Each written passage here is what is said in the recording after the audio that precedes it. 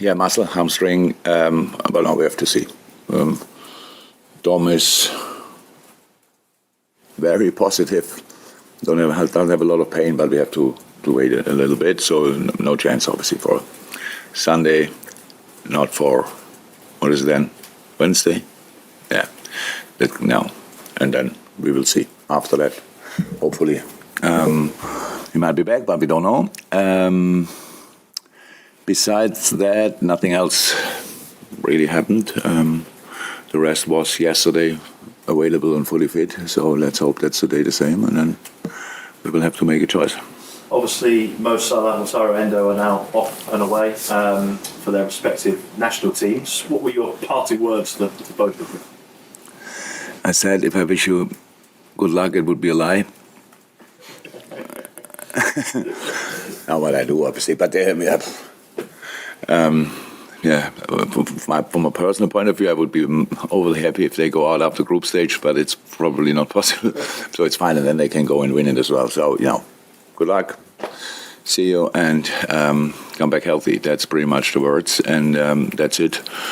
Now we have to deal with it, and we'll deal with it. That's, of course, it's now you see the recent games, and then you think, okay, that looks a bit strange, but I'm pretty positive that we will find a way. But we have to show that, obviously, on the pitch. It's not a problem you often have to solve, is it, that right side of the front three, because Mo is so consistent. Obviously, he's in your first 11 when fit. So, how much preparation have you done to play in his absence? Not really a lot. But it's not. I think we played against West Ham without Mo on that side. When Harvey played there, we all know.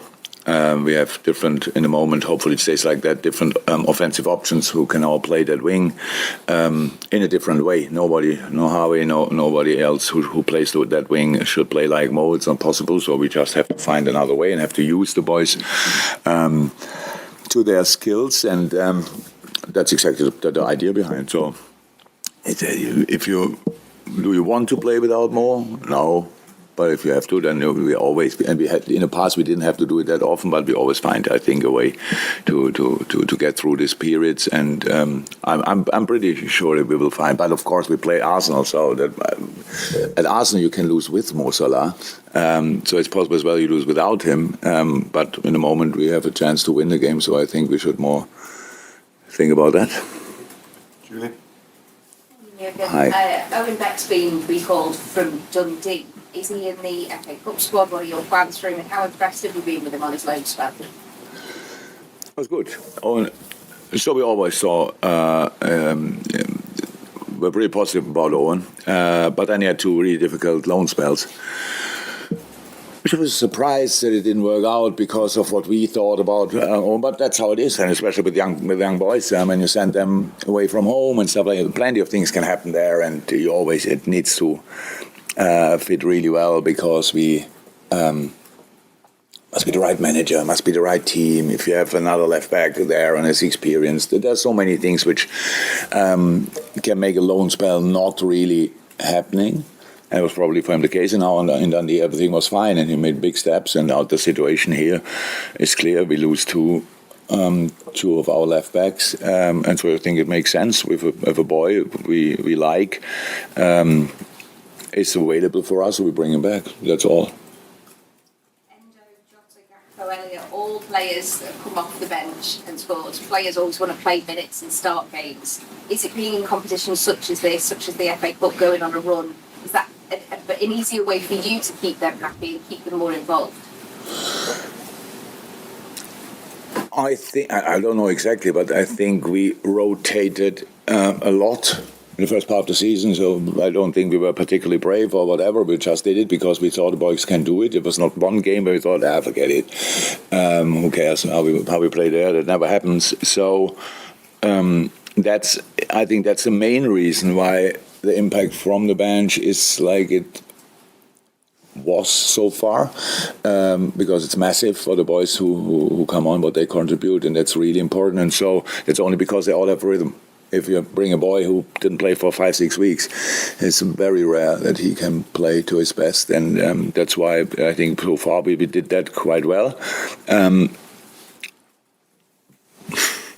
But I actually don't. I'm not sure if Arsenal now is a game to rotate. I don't know.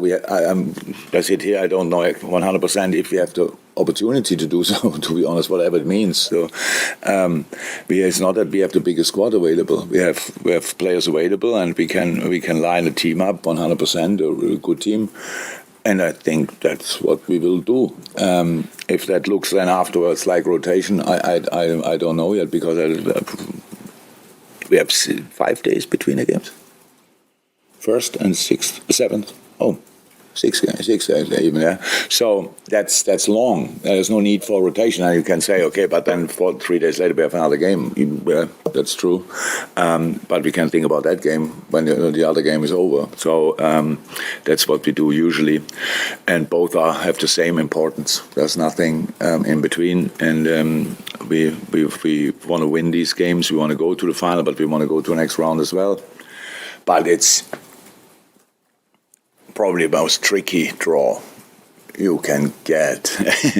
And yeah, it will be a tough one, but the game here was a good one, and let's hope that we can show a good performance there as well.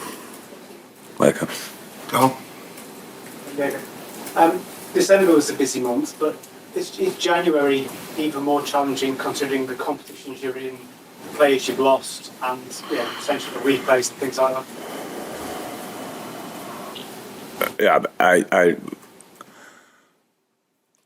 Yeah, it is. So it's really strange. But it's all about the organization of all these things. We have the most busy month you can imagine in December, and then some teams obviously don't play that often in January. We don't have that. We have now with the semi-finals, we have a proper rhythm. I think a rematch against Arsenal would really not be helpful. That's how it is, because it just doesn't fit in, would kill the winter break, stuff like this. So